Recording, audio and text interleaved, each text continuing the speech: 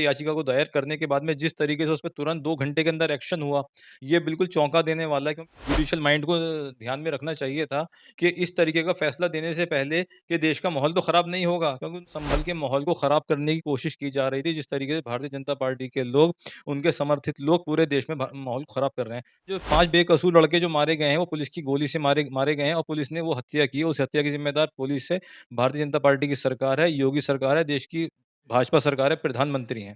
समय-समय पर देश की जितनी भी एजेंसीज़ हैं, उसके ऊपर उँगली उठाते हैं क्योंकि उनकी कार्यशैली इस तरह की रह रही है, चल रही है कि उनके ऊपर शक-शुबा हम लोगों को होता है। खुलेआम आपसे कह रहा हूँ, केशव प्रसाद मौर्य के मैं बयान का खंडन करता हूँ, वो निराधार है, वो झूठ बोल रहे हैं। ये भारतीय जनता पार्टी के तथाकथित जो समर्थित गुंडे हैं, अपराधी हैं, भारतीय जनता पार्टी उनको भेजती है। वो अपनी वेशभूषा बदल के जाते हैं, हुलिया बदल-बदल के जाते हैं और वो जाके माहौल खराब करने का काम करते हैं। पूरे देश में संविधान को तार-तार किया जा रहा है, जो बाबा भीमराव अम्बेडकर ने लिखा था। लोकतंत्र को किस तरह से प्रतिदिन कुचला जाता है, ये जिस तरह 10 साल पहले जब वो पार्लियामेंट गए थे, उन्होंने पार्लियामेंट की सीढ़ियों को चूमा था। कल उन्होंने संविधान को चूमा तो पता नहीं उनके दिमाग में क्या होगा। अब 10 साल पहले जब उन्होंने पार्लियामेंट की सीढ़ियों को चूमा था, तो 10 साल में वो देश को कहाँ लेकर चले गए।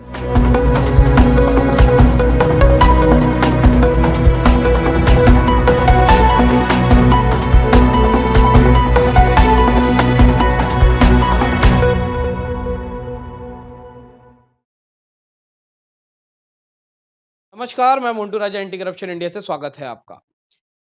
देश के अंदर कई बार जो धार्मिक हिंसा होती है, उसमें अल्पसंख्यक जो होता है वो कुचलता है। बात जो है वो संभल की करेंगे, उत्तर प्रदेश का एक ऐसा ज़िला जहाँ पे मस्जिद के सर्वे को लेके हिंसा हुई है और जिसमें तमाम गोलीबारी हुई, आंसू गैस के गोले फेंके गए, गोली चलाई गई और 5 युवकों ने अपनी जान गँवा दी। किसकी लापरवाही, किसकी गलती? ये हत्या या फिर ये मौत? तमाम चर्चा के लिए मेरे साथ मौजूद हैं अदनान अशरफ जी, जो कि अल्पसंख्यक कांग्रेस विभाग के पीआरओ हैं। बहुत-बहुत स्वागत है आपका। शुक्रिया। अदनान जी, जिस तरह से ये देखा जा रहा है, जो संभल में हिंसा हुई है, कैसे आप इसको देखते हैं? ये होने दी गई क्योंकि जो सीओ का स्टेटमेंट है और जो पहले एसपी का स्टेटमेंट था और जो अब स्टेटमेंट्स आ रहे हैं, उसमें साफ तौर पे ये दिख रहा है, जैसे सीओ ने कहा कि वहाँ पे कुछ ऐसे प्रभावशाली लोग थे जो चाहते तो हिंसा रुक सकती थी। क्या उन लोगों का इंतज़ार करना चाहिए या फिर जो पुलिस की तरफ से प्रतिक्रिया दी गई है, उसको आप कैसे देखते हैं? देखिए, सबसे पहले मेरा इसमें ये कहना है, पहले तो इसको आप हिंसा देना का नाम देना बंद कीजिए। वो हिंसा थी ही नहीं क्योंकि वो सब प्री प्लान था एक। वो एक सुनियोजित तरीके से जिस तरीके से याचिका को दायर किया गया था, मैं पिछले 3 दिन से हर प्लेटफ़ॉर्म पर मीडिया में, सोशल मीडिया में, इलेक्ट्रॉनिक मीडिया में ये बात कह रहा हूँ कि वो सिर्फ़ एक विवाद को जन्म देना था, झूठे विवाद को जन्म देना था। क्योंकि माहौल ख़राब करना था, तो माहौल ख़राब करने के लिए क्या किया जाए, तो भारतीय जनता पार्टी के लोगों ने सुनियोजित तरीके से बहुत सुनियोजित तरीके से उसको एक याचिका को दायर किया। याचिका को दायर करने के बाद में जिस तरीके से उस पे तुरंत 2 घंटे के अंदर एक्शन हुआ, ये बिल्कुल चौंका देने वाला है क्योंकि आपने देखा होगा सरकार अक्सर चीफ जस्टिस ने भी बहुत बार कहा है कि हिंदुस्तान के न्यायालयों पर बहुत बोझ है, यहाँ बहुत सारे मामले लंबित हैं। तो मुझे इस बात को सुनकर, देखकर बहुत हैरानी हुई कि एक याचिका को दायर किया जाता है, दायर किए जाने के बाद में तुरंत 2 घंटे के भीतर ही उस पे आदेश दे दिया जाता है और उसके तुरंत बाद जो है सर्वे टीम वहाँ पे मुआयना करने चली जाती है। पहली बात तो ये है कि जज साहब को इस बारे में थोड़ी-सी सब मतलब अपना उनको जुडिशियल माइंड को ध्यान में रखना चाहिए था कि इस तरीके का फैसला देने से पहले कि देश का माहौल तो खराब नहीं होगा क्योंकि उनको देश का माहौल ही खराब करना था। उन्होंने किसी दूसरे पक्ष को नोटिस भी नहीं किया, वरना तरीका ये होता है कि अगर आपको किसी मामले में कोई याचिका दायर की जाती है, दूसरे पक्ष को आप सुनने का मौका दें। उनका जवाब दाखिल होने के बाद जो है इस मामले को आगे बढ़ाया जाता है, जो भी कानूनी तरीका था। लेकिन 2 घंटे के अंदर-अंदर याचिका के ऊपर ना बहस हुई, ना दूसरी पार्टी को नोटिस हुआ, फ़ौरन जो है सर्वे टीम को सर्वे करने के लिए भेज दिया गया और जिस तरीके से सर्वे हुआ तुरंत सेम के सेम डे, ये बिल्कुल चौंका देने वाला है। बिल्कुल इशारा करता है साफ तौर पे कि एक प्री प्लान था और संभल के माहौल को ख़राब करने की कोशिश की जा रही थी। जिस तरीके से भारतीय जनता पार्टी के लोग, उनके समर्थित लोग पूरे देश में माहौल ख़राब कर रहे हैं। जहाँ आपने सवाल पूछा पुलिस का, जिस सीईओ का आपने नाम लिया, मैं उनका नाम नहीं लेना चाहता। पुलिस को जब एक वर्दी की ज़िम्मेदारी दी जाती है, तो उनको संविधान की कसम दिलाई जाती है और उनको इस बात के धर्म का पालन करना पड़ता है कि हमें सही क्या करना है, गलत क्या करना है। वहाँ वो जो दंगा है, फ़साद जो भी हुआ, वो लड़के जो 5 बेकसूर लड़के जो मारे गए हैं, वो पुलिस की गोली से मारे मारे गए हैं और पुलिस ने वो हत्या की है। उस हत्या की ज़िम्मेदार पुलिस है, भारतीय जनता पार्टी की सरकार है, योगी सरकार है, देश की भाजपा सरकार है, प्रधानमंत्री हैं। और अब बार-बार उनके जो वर्ज़न चेंज होते हैं, कभी किसी को कोई कुछ बोल रहा है, कभी कोई कुछ बोल रहा है, तो ये साफ मतलब बताता है कि इसमें जो है बिल्कुल लापरवाही की गई है, पुलिस ने अपनी मनमर्ज़ी की है। जिस तरह से आपने अभी न्यायालय के ऊपर सवाल उठा दिए, जुडिशरी के ऊपर सवाल उठा दिए, क्या आप ये कहना चाहते हैं कि जज मिले हुए हैं भारतीय जनता पार्टी से, उन्होंने इसलिए आनन-फानन में फैसला दे दिया? देश की किसी भी एजेंसी को मैं निष्पक्ष नहीं मानता और पूरे देश के जितने भी नागरिक हैं समय-समय पर देश की जितनी भी एजेंसीज़ हैं उसके ऊपर उँगली उठाते हैं क्योंकि उनकी कार्यशैली इस तरह की रह रही है, चल रही है कि उनके ऊपर शक-शुबा हम लोगों को होता है। जिस तरीके से पिछले 10 साल के भारतीय जनता पार्टी के शासनकाल में मनचाहे तरीकों मामलों में फैसले कराए गए, मनचाहे मामलों में ईडी का इस्तेमाल किया गया, सरकारी एजेंसीज़ का दुरुपयोग किया गया।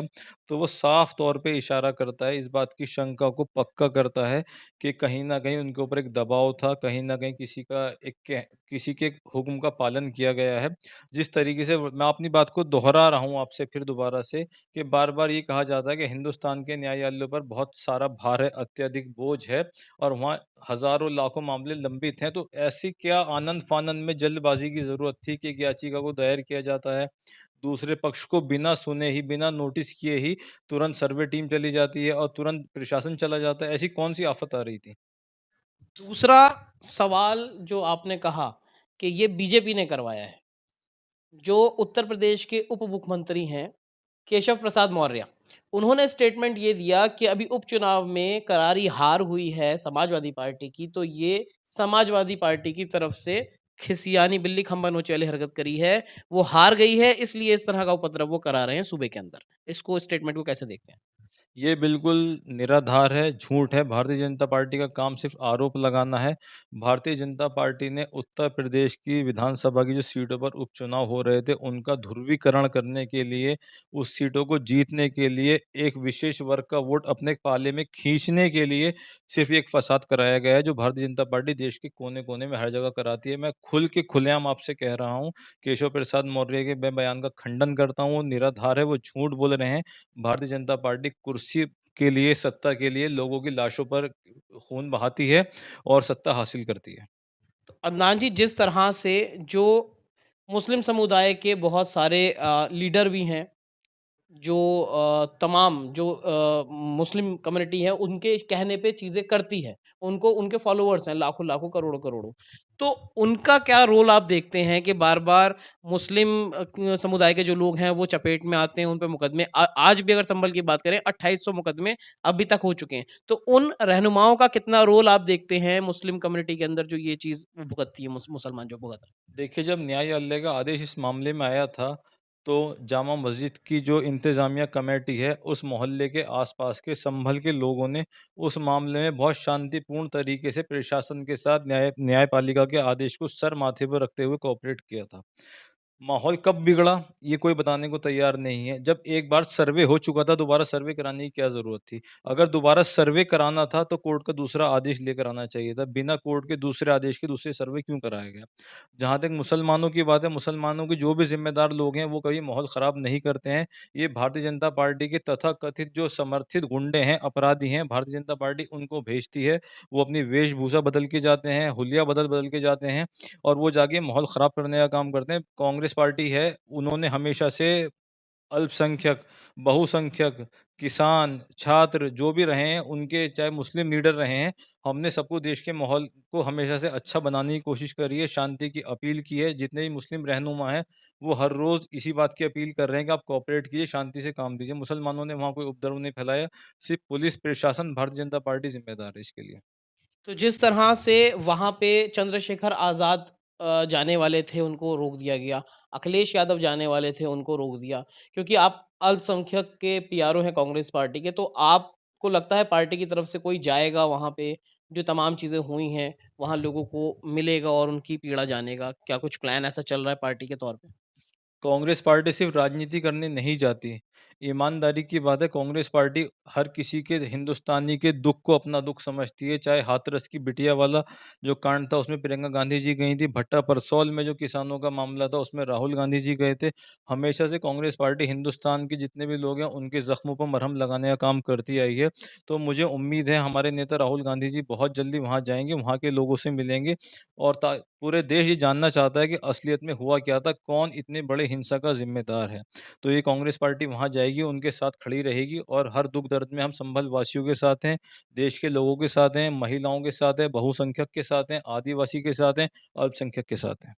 अभी आगामी चुनाव भी कई अगर दिल्ली की बात करें, दिल्ली में भी अब चुनाव हैं और कई राज्यों में चुनाव होंगे, तो आपको क्या लगता है? अब तो क्योंकि अभी जो कांग्रेस पार्टी के अध्यक्ष हैं खड़गे साहब, उन्होंने भी कह दिया ईवीएम को गुड बाय बोलना पड़ेगा, पूरा घोटाला है और इसमें बैलेट पेपर को कम बैक करना पड़ेगा। आपको क्या लगता है जब मान रही हैं सब चीज़ें, तो फिर ईवीएम को हटाना तो मुश्किल है या फिर कह सकते हैं इस समय नामुमकिन सा लग रहा है। तो क्या पार्टी बदलेगी, जो सरकार है, सत्ता है, बदलेगी ईवीएम के रहते? देखिए, देश में जब से भारतीय जनता पार्टी की सरकार आई है, पूरे देश में संविधान को तार-तार किया जा रहा है, जो बाबा भीमराव अम्बेडकर ने लिखा था। लोकतंत्र को किस तरह से प्रतिदिन कुचला जाता है, ये एक सोचने की बात है।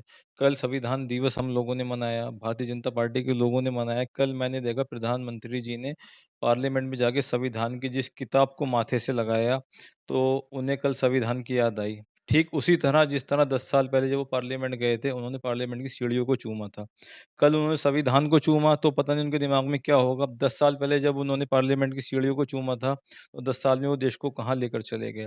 10 साल पहले वो वोट ल किस लिए माँगा था उन्होंने कि हम भ्रष्टाचार खत्म करेंगे, हम रोज़गार देंगे, हम महिलाओं का सम्मान करेंगे और नौजवानों को नौकरी देंगे, जीडीपी को बढ़ाएँगे, काला धन वापस लेकर आएँगे, सबके खाते में 15 लाख रुपए आएँगे। तो पिछले 10 साल में भारतीय जनता पार्टी ने कुछ काम तो करके नहीं दिया, लेकिन सिर्फ़ झूठ, खोखले वादे जितने भी वो करते हुए आए हैं, वो करते आ रहे हैं। कल हमारे खड़गे जी ने उसी कार्यक्रम में कहा था कि हम लोग यकीन नहीं करते ईवीएम के अंदर, देश का कोई-सा भी दल भारतीय जनता पार्टी के अलावा जो यकीन नहीं करता। इसलिए अगर भारतीय जनता पार्टी के अंदर और माननीय चुनाव आयोग के अंदर थोड़ी बहुत भी अगर लोकतंत्र को और संविधान को मानने की कैपेसिटी है, तो उन्हें विपक्ष के जितने भी दल हैं, उनकी इस बात को मानना चाहिए कि हम लोग जो हैं सिर्फ़ अब बैलेट पेपर से चुनाव चाहते हैं और देश की जनता भी चाहती है ताकि जो निष्पक्ष चुनाव हो चुके हैं। देखिए, तमाम जो चर्चा है वो अदनान अशरफ जी से की गई है, संभल के अंदर जो विवाद हुआ उसको लेके क्योंकि अल्पसंख्यक विभाग जो कांग्रेस पार्टी है आज भी देश के अंदर विपक्ष का एक बड़ा रूप निभा रही है। तो अल्पसंख्यक को क्या करना चाहिए, जो नेता हैं उनका क्या रोल है और ईवीएम क्योंकि तमाम लोग कहते हैं सरकार बदलेगी तो हालात बदलेंगे, तो सरकार बदल पाएगी इसलिए ईवीएम के मुद्दे को भी हमने इस चर्चा में लिया है। इस पूरी चर्चा पे क्या सोचते हैं, क्या राय रखते हैं, कमेंट द्वारा ज़रूर साझा करें। अगली अपडेट के साथ आपके समक्ष फिर प्रस्तुत होंगे। नमस्कार।